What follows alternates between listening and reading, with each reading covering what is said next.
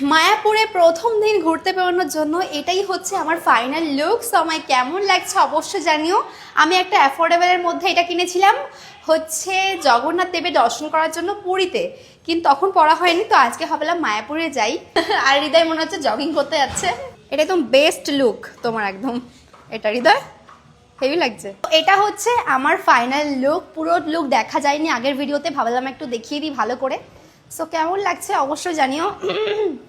গলা পুরো বসে একদম মনে হচ্ছে গলার মধ্যে ব্যাং ঢুকে গেছে, বাট তাও ঘুরতে যাওয়া আর সন্ধ্যা দেখা মোস্ট ইম্পর্টেন্ট। তো চল মেয়েরা সেলফি টাইম।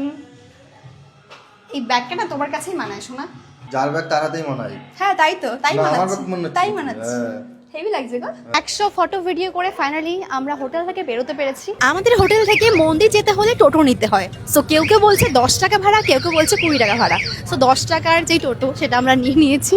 অ্যান্ড এবার আমরা যাচ্ছি মন্দিরের দিকে। এখান থেকে সমস্ত কেনাকাটার দোকানপাটগুলো বসে পড়েছে। মন্দিরে পৌঁছে গেছি ফাইনালি। সন্ধ্যা আরতি দেখবো আমরা।